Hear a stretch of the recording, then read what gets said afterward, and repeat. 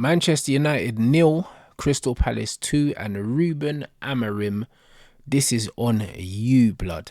This is why, bro, I've had to deal with man calling you the Moncler Moyes, blood, in my chat. And you know what? You flipping deserve it after what you served up today, mate. Do you know what I'm saying? I've said it. I think he's a good manager. I want him to do well. But situations like today are pissing me off, blood. You see, before, yeah, with the Xerxes thing, man was saying, oh, he don't like a false nine and this, that, and the other. Bollocks, mate. It's got nothing about profiles, bro. This guy just stubborn, blood. He just wants to do certain things, blood, and just overcomplicate things for no reason, blood.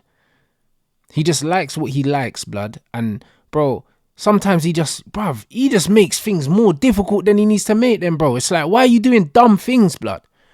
Kobe Mino in the false nine, bro. This guy watched Kobe for 8 weeks, yeah, and decided he was a double pivot player. And then 1 minute he had an epiphany. He had one good game in a 10. And instead of playing him in the position that he had a good game in last game, you play him in a different position today. Why, blood? He played well in the 10 last game. Why not just play him in the 10, bro? No, that would be too easy. That'd be way too easy. So instead you play him in the flipping false 9, bro. It worked for all of 10 minutes. And then what happened, bro? Then he ends up getting subbed off, bro. That's on the manager. I told man from before, yeah, when man was saying, oh, he's not playing Xerxes because Højlund's more of a profile similar to Gyökeres and this, that, and the other. It's got nothing to do with that. It never had anything to do with that. It's not that he don't like false nines. It's not that. It's just that he just wants to do whatever he wants to do, blood. Like, I'm starting to struggle, yeah, with the logic behind what some of the shit that he does, blood. Do you know what I'm saying? He was playing Bruno in the 10, yeah, for all this time, blood. Even though he came out and he said, yeah, categorically, Bruno's better behind the ball than in front of the ball. Everyone that knows ball knows that already. Bruno in the 10's not really a threat. But he's got the legs to play in the 8. So play him in the 8. Now, all of a sudden, he's finally admitted that, yeah, cool, Bruno's got to play in the 8 now. That's fine. Ugarte, bro, when we're controlling possession, yeah, we don't need him. Today was a game, yeah, that you play Collier in or you bring Collier in, bro. You don't need to play Ugarte for the whole of the game because he can't pass progressively. This manager's substitution today were fucking appalling, mate. It took him till the 69th, 70th minute to make a change, and then he brings on Højlund and Xerxes and plays Højlund right 10, bro. Fair enough, you might as well play Højlund on the right because he can't play in the 9. I think the manager's admitted that he can't play in the 9. But you take off Kobe, leave Garnacho on who done nothing today, bruv. Who done absolutely nothing today, bruv. Why didn't you move Kobe into the 10 year that he affected the game in last game and take off Garnacho instead? Why didn't you do that, bruv? Or why didn't you move Ahmad to wing back? Because all of Man United's best games that we've had, yeah, we've had an attacker in wing back when it comes to scoring goals. Having Mazraoui and Dalot at wing back against the big teams, cool, it makes sense. But then even on the flip side of that, when them two play together, yeah, we're less potent attacking wise and we concede more goals, blood. So what is the flipping point? The stats are there. When Ahmad plays wing back or when we play attackers at wing back, when it was Anthony, who you let go of, by the way, and you never gave a fair shake at wing back in the first place because you were too much of a fucking coward. So you was playing Dalot and Mazraoui at wing back when you didn't need to play them both. We concede more goals playing 5 defenders, which also defeats the fucking logic of playing 5 defenders. When you play 5 defenders, you're supposed to be more technically, defensively secure, but we concede more. Just play attackers as wing-backs. We're a better team when you do that. This brother is creating all of his own problems, blood. All of his own problems. This is a game that we could have won today. And not because we were good. Bro, they were shit as well, blood. They were shit. You look at the goal they scored here. From a set piece, header bounced off the crossbar, then they scored a rebound. They weren't creating bare chances. And then they hit us in transition when we were chasing the game because the manager waited till we conceded to make substitutions and then we got caught again. They didn't have to be good to beat us 2-0 at home. Teams are supposed to be good to turn up at Manchester United at Old Trafford and win the game. They didn't even have to be good to beat us today. Eze on the bench, bruv. Poor. And this is 100% on the manager, bro. 100%. We could sit here and we could talk about individual players. We could do that. We could say, oh yeah, Harry Maguire plays these man on side again. Yeah, bro, we know what Maguire's capable of. Do you know what I mean? In possession, do you know what I'm saying? In the final third, we was a bit sloppy and stuff like that. Sandro goes off injured.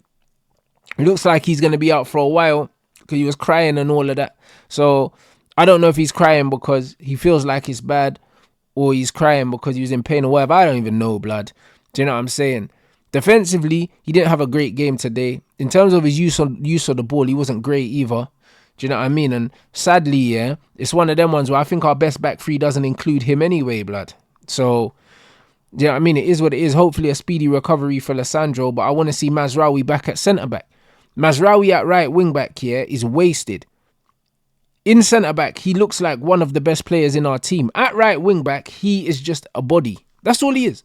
He offers nothing attacking-wise, and he doesn't really get in front of the ball. He's always behind the ball, like, because he still thinks like a defender. So it's no different to having someone like a fucking Wan-Bissaka there, blood. Like, this is it. We used to say, oh, Wan-Bissaka was good defensively and doesn't offer nothing going forward. That's exactly what Mazraoui is as a right wing-back. Good defensively, yeah. Obviously way better on the ball than Wan-Bissaka, but offers nothing attacking-wise. And Diogo Dalot on the other side is a waste, bro.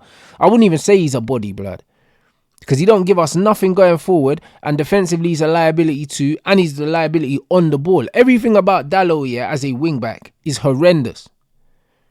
So yeah, we had Dorgu, yeah, in the stands, and Heaven also got unveiled, and he's one of our left centre-back options, so maybe he's on the bench for the next game. But Dorgu comes in immediately and he improves us, left wing-back. But right wing-back, I'm not trying to see Mazraoui, blood. This is why I would have gone in for another wing-back in this window. I believe that we needed two, blood. We needed two. If we could have gone and got Alvaro as well, would have been great, so we could play Dorgu on the right. Because Ahmad can't be our best right wing-back and our best right 10. Something has to give. Something has to give. Because Ahmad is better at right wing-back in this system at the moment. He's better at right wing-back. Because he gives us the attacking options to go forward, go down the outside and take people on 1v1. He enables us to use the wing-backs as what they're supposed to be. They're supposed to be the extra man. They're supposed to create the overload, the numerical advantage. Mazraoui doesn't do that. We don't have a numerical overload on the right-hand side because Mazraoui don't get high up the pitch enough. And then defensively, we're still flipping conceding as well because he's in no man's land. He's not high enough to be a real threat attacking-wise and not deep enough to be the extra man defensively. He's just in between, bruv. And it's the same with Dalot. We keep getting caught in those channels, yeah? Because these men are in between. They're not deep enough to be adequate cover or insurance for the centre-back. But they're not high enough to really intimidate the other teams doing the other side. So they're both just in no man's land. They're literally ineffective. They cancel themselves out as wing-backs. And then Garnacho just holds the width all the time. He's meant to be an inside 10. He can't play inside. So he off-balances the team. He's just out on the wing doing nothing. Taking way too many touches, moving the ball too slowly, and the delivery shit, blood. The assists that he does get, they're all from the same kind of pass, blood. It's just a lottery. Get the ball, touch it down the outside, square it across the floor, and then hopefully someone runs onto it, bro. There's no precision in the passing. Everything's just across the floor. Hopefully might deflect and land to someone and stuff. Ineffective. We looked better with Kobe and Eriksson in the inside 10s, yeah, in the Europa League and playing Malacia on the touchline with Dalot and playing really high up. That's how the system's supposed to be played. The way we played the system today, we're still accommodating profiles that don't fit the system, yeah, into the system. Play the system properly. Or don't fucking play it at all, bro. I'm fed up, blood. There's no point playing, yeah, these wing backs, yeah, if you're not going to play them as wing backs properly, high up the pitch. What a man doing, bro? Play attacking wing backs. I'd rather see this spread play Garnacho and Ahmad as wing backs, yeah, and try and attack and we lose, blood. Because we're fucking losing anyway. What is the point in not trying to attack? We're better off attacking with 5 players and defending with 3 players, blood. I'll much rather that. Because if we could defend with 3 players, we'll probably concede less goals, blood, at this rate. We might score more for sure. Playing 5 defenders is not stopping us from conceding goals, so what's the point? That's what man need to ask RUBEN AMORIM, bro. This defeat is 100% on the manager and no one else.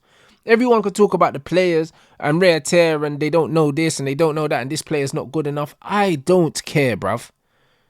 Control the controllables as a manager, bro. As much as he ain't got his own players in, yeah, he could be utilizing these players in a much more effective way and he hasn't been doing it, bro. So he ain't getting no fucking excuses from me today, bro. Do you know what I mean? Everyone's going to point the fingers and say, oh, this player should have done this or this player's positioning.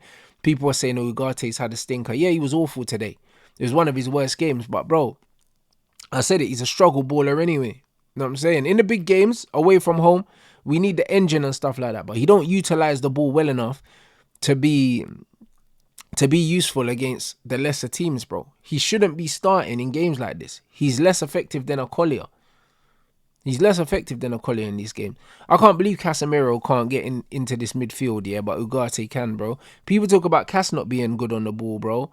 Brother, Ugarte makes Casemiro look like fucking Tony Cruz, mate. That's the reality. So, honestly, like, this is 100% on the manager. There's no fucking 2 ways about it. There's no way addressing it up. It's not a thing where man's saying, oh, man don't like the manager or man wants the manager out. It's not that, bro. But he needs to be held accountable for this, bro. Just because we want the manager to do well, that doesn't mean that we can't make excuses, yeah, for all the shit that he's been doing, bro. Whether we like, bro, I can't stand Rasmus Højlund, yeah. But, bro, Xerxes, yeah, this Brer has been coming off the bench, impacting games, changing games, getting a bit of rhythm, and then you start Kobe Mino up front, bro. That don't even make no sense. You've never seen him play there. Why now? Man are saying that there's a bug going around here and that players were injured. De Ligt was not injured, ill. De Ligt, Højlund, Xerxes, a few of them were under the weather. That's fine, innit? Start them and take them off, bro, if they're not feeling well, bro. Do you know what I'm saying? But starting Kobe Mino up there, bro, after him playing well in the 8, brother, it's not making no sense, bro. Actually not making no sense, bro. So, yeah, man. Man are calling him the Moncler Moyes, and you know what? For this weekend, he has to hold that.